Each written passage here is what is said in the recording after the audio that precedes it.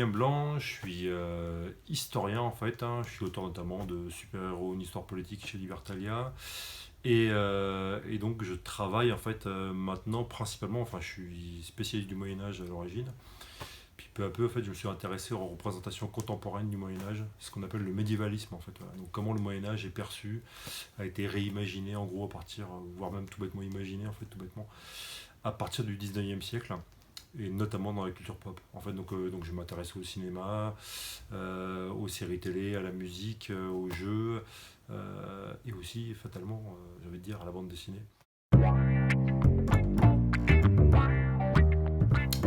Mon lien professionnel avec la BD, en fait, tout bêtement, c'est ça, en fait. C'est, voilà,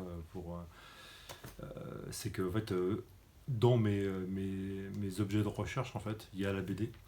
Alors moi, je suis de plus en plus. Alors j'ai étudié enfin, la BD franco-belge et tout, enfin, la BD italienne, les mangas, mais plus ça va, plus en fait, je me concentre vachement sur les comics et la BD américaine. Bon, pour moi, c'est une culture qui me, enfin, c'est une BD qui me parle en fait, voilà. Même si voilà, évidemment, je, j'ai pas de, comment, je m'interdis pas d'aller regarder dans de la franco-belge et tout, quoi, mais c'est, voilà, plus ça va, plus forcément, vu que je travaille sur les super-héros aussi, en fait, voilà, vu qu'il y a beaucoup de médiévalisme en fait dans le monde des super-héros, euh, petit à petit, en fait, donc je m'intéresse beaucoup aux comics en fait. Bah, en fait, quand j'y réfléchis, il y en a, c'est pas une question facile parce qu'il y en a plein en fait. Je vais faire une réponse, je vais en donner deux. D'accord. La première, c'est Prince Vaillant. Je me rappelle quand j'étais ado, j'avais vu euh, la réédition française en fait. Je sais plus qui c'était en fait en noir et blanc. Et ça m'avait frappé. Donc Prince Vaillant de Foster, qui est une BD arthurienne qui paraît en 1900, qui commence à apparaître en 37. Donc BD sur le roi Arthur. Donc évidemment, moi, c'est dans mon axe de boulot. Et moi, c'est une BD que j'adore, puis qui est magnifique, qui est une BD qui continue encore, hein, une planche par semaine, hein, quand même, hein, depuis 1937, ça n'arrête pas, quoi, donc c'est plus Rolf Foster qui l'a fait, hein, mais c'est d'autres, hein, qui ont pris sa relève.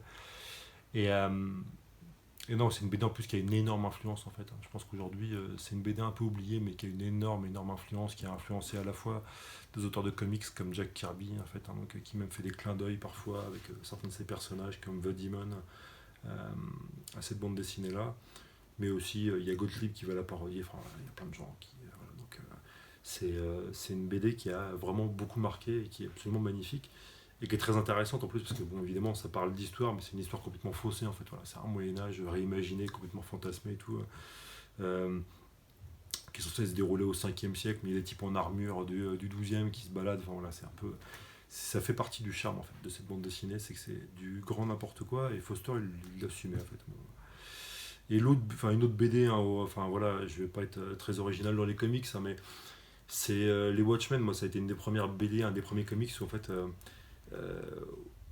que j'ai pu lire. Euh, Même j'ai lu même les premières éditions françaises en grand format comme ça, qui étaient absolument magnifiques, hein, il y avait plusieurs tomes et tout, donc pas l'intégrale, mais vraiment avec des super couves en fait qui avaient été faits d'ailleurs spécialement, je crois, pour l'édition française. Euh, je sais plus chez qui c'était, je crois que c'était chez les Humano, mais je suis pas sûr. Enfin bon, voilà, mais bon.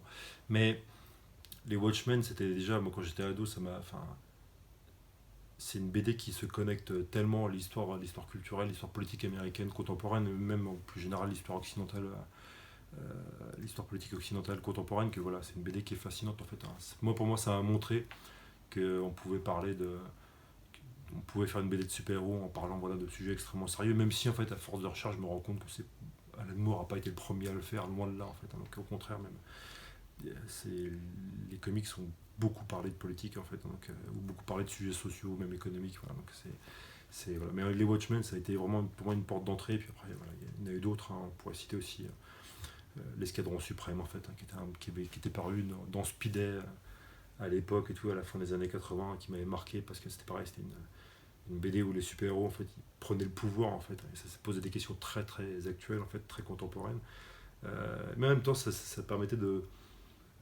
quand on la lit aujourd'hui, c'est une ouverture aussi sur la psyché, sur l'histoire politique américaine en fait, voilà, donc je trouve que c'est extrêmement intéressant.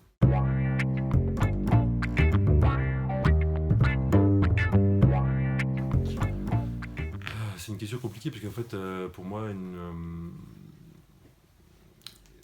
quand j'étudie en fait la représentation du Moyen Âge, en fait, notamment un film ou une bande dessinée, en fait, je pense que un film, une bande dessinée qui se déroule en fait au Moyen Âge, hein, va plus apprendre sur l'époque de sa composition, en fait, son écriture, de sa réalisation, que sur l'époque qu'elle est censée représenter en fait. Donc moi je pense que ça peut apprendre quelques trucs, mais il faut prendre ça avec beaucoup de pincettes et beaucoup de distance parce que évidemment on est notamment sur le Moyen Âge, on est pétri en fait d'imagerie en fait.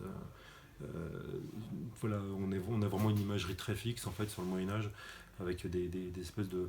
Moi j'ai vu même dans des BD qui sont censés voilà, coécrites parfois ou aidées par des historiens en fait, hein, parfois, hein, où en fait il y a forcément des passages en fait sont qui font écho à des films en fait parce que le scénariste ou le dessinateur s'est un peu lâché et tout, donc on n'est plus du tout dans la BD, enfin dans le discours historique en fait ou le discours historien, mais on est dans une espèce de d'imagerie en fait, voilà, idéalisée, fantasmée et tout quoi.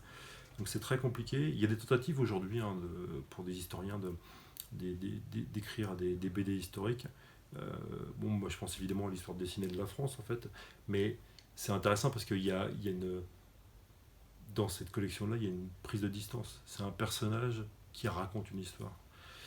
Donc, oui, ça c'est extrêmement intéressant. Je pense que c'est un peu le bon truc en fait, justement, pour raconter l'histoire. C'est qu'attention, voilà, on a forcément en fait voilà, une distance en fait, hein, donc il faut absolument prendre une distance, donc c'est hyper important quoi. Donc, parce qu'on ne saura jamais précisément, totalement,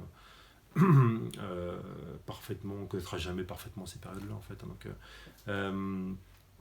et même, voilà, on en connaît en fin de compte réellement pas grand chose, hein. Surtout sur certains siècles où là vraiment on a un manque documentaire qui est énorme quoi. Donc voilà, alors après, ça c'est une première chose. Après, ça c'est voilà, c'est pour en dire les lecteurs qui voudraient absolument dire voilà, bah, je vais prendre une BD historique, puis voilà, je vais apprendre quelque chose sur l'histoire. Oui, c'est possible, mais avec un peu de distance. Et puis par contre, si on fait de l'analyse, en fait, hein, n'importe quel BD, encore une fois, peut apprendre en fait quelque chose sur son époque de création, hein. Il y en a déjà plein. Bon, moi je fais ça avec les comics notamment, mais pas que en fait, hein, donc avec les mangas aussi. Mais ou avec de la franco-belge en fait, mais voilà, on peut produire des analyses en fait qui vont permettre de comprendre en fait les BD, la création des BD ou la création des comics ou des mangas dans leur contexte en fait, hein.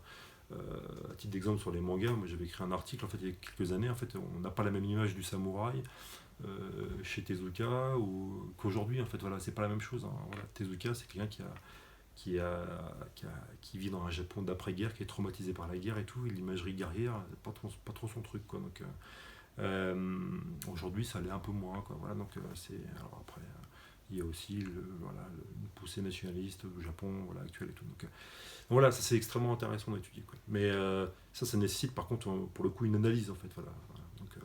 Donc ça, je pense que ça peut être deux biais qui permettent de comprendre l'histoire à travers la BD, mais à chaque fois avec une prise de distance, en fait, et une analyse.